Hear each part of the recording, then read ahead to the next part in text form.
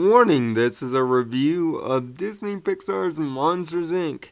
Be aware that none of the audio, video, clips from the movie were used in the making of this review. And for those who have not seen this movie, spoilers. But it's a 10-year-old movie. Why wait so long to see something this good? Rate, comment, favorite, subscribe, and please, especially, leave your comments below on the new logo. We worked very hard on it. Disney and Pixar have a long-standing history of success. It wasn't always this way, though. See, Pixar used to be a low fledgling little company with great animation ideas until a certain Steve Jobs, yes, that Steve Jobs, decided to invest in it. Disney picked it up, and well, the rest is history. Toy Story, Bug's Life, and Toy Story 2 were the movies before the subject of the return of the Kadic reviews. And yes, I know, I haven't done a Kadic review since, well, Battlefield 4, but more specifically, I haven't done a Kadic review of a movie since Street Fighter: The Legend of Chun-Li. Don't ask me why in the heck it took so long. Maybe it's because I needed to get the stain of horrible movie out of my throat before doing something again. Monsters, Inc., the subject of this one, is the fourth Pixar movie. And it's in 2001.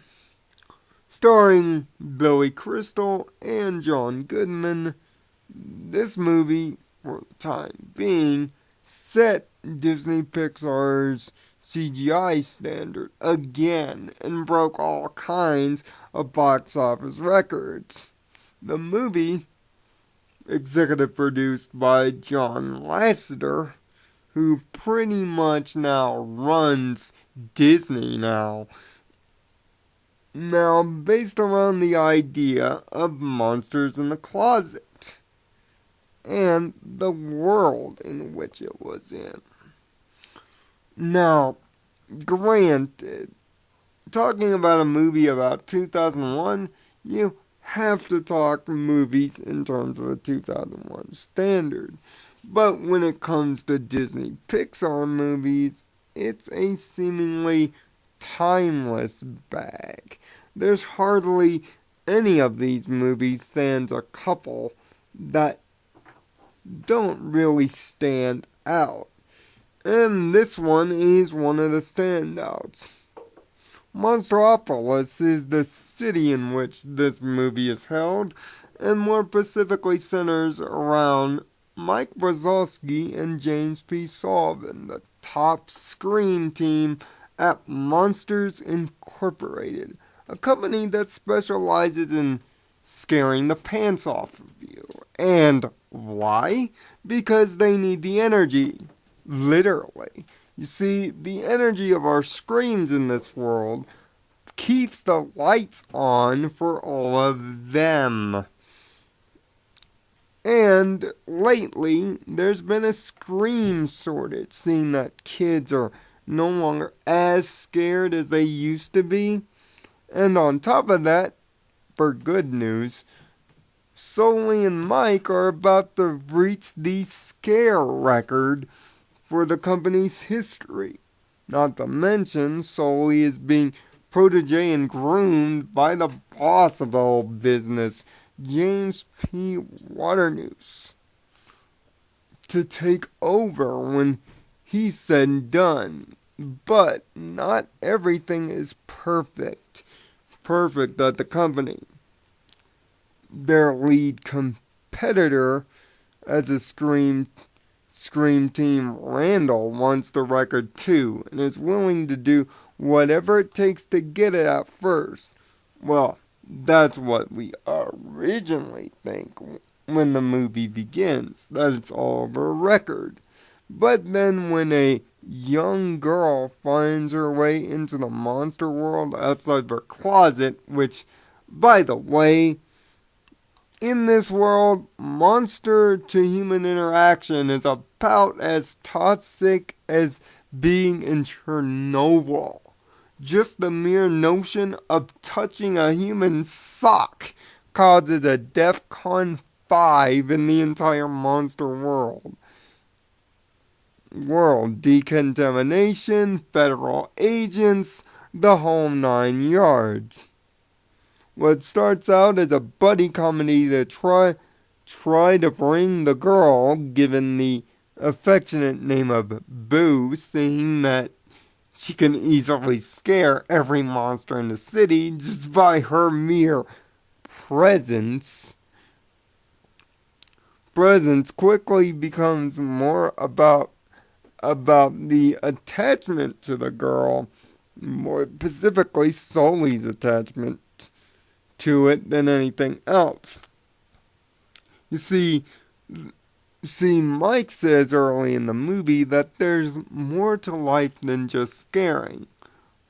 This is ironic, seeing that Mike has pretty much Medusa for a girlfriend, but James just wants to be the best at what he does. Kind of like CM Punk. But then, as time passes with the young girl, he gets more and more attached to it. Oh, near the end of the movie, he's almost fatherly to the little tyke. The little tyke, in return, thinks he's a kitty, which is adorable. But as the conspiracy within Monsters Inc. unravels, led by Waternoose himself and Randall, the truth comes out. Randall has built, with Waternoose's assistance, a scream extractor. With this scream extractor, anybody hooked up to it will instantly begin to scream their loudest and their lungs out. Literally. This way, to get the scream power necessary to power the city from any kid, no matter how scream immune they seem to be getting.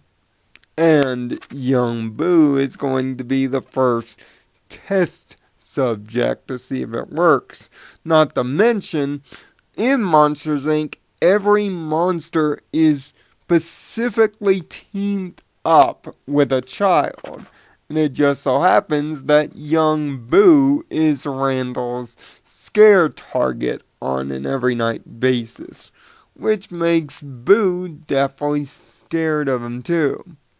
And why wouldn't you be? He's a shape-shifting chameleon after all, which kind of fits the villain motif. And this guy goes from just petty loser to I hate this guy near the end of the movie. Using their heads, they manage to unravel the conspiracy, but end up getting banished from the city as a result. But thanks to Sully's commitment to the safety of the kid,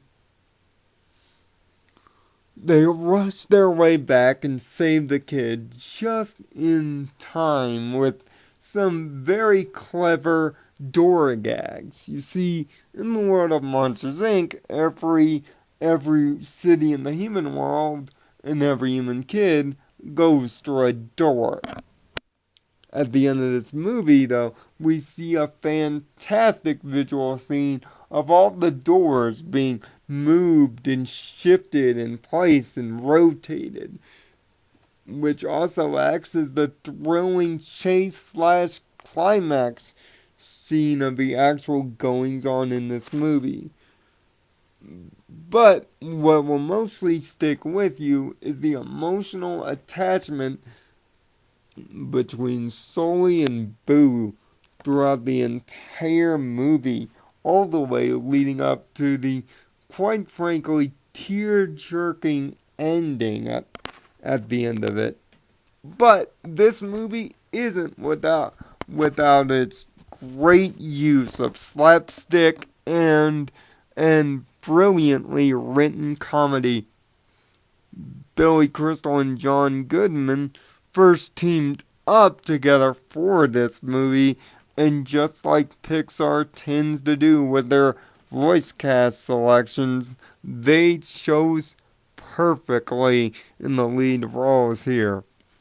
Billy is just dry enough to be smart and believable, and, well, John Goodman's just a big, happy guy, and you just want to romance with him at times.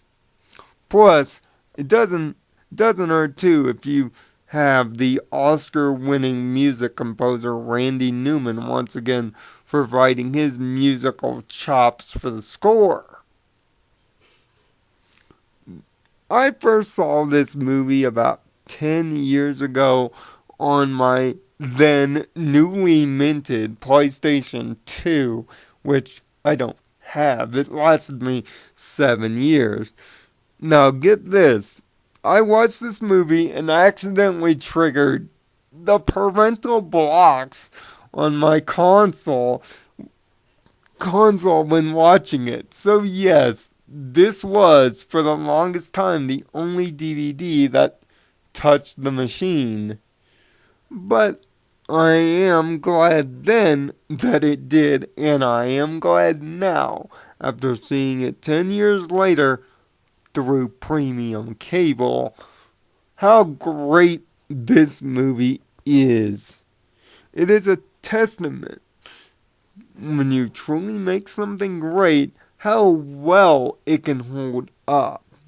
The emotional plot line near the end of the movie is great for adults and kids, not to mention the jokes.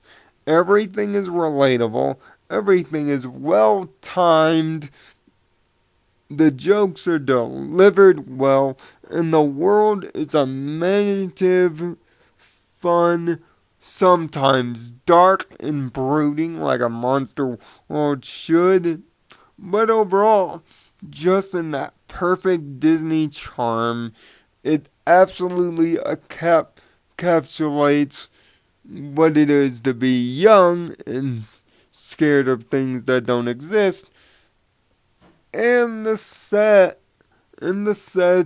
truth of parents having to let go, no matter how temporary the relationship is. This movie is still perfect, and that's why it gets my Kadic Reviews perfect score of a perfect 10 out of 10. If you haven't seen this movie, do yourself a favor and watch it, regardless of how I described it.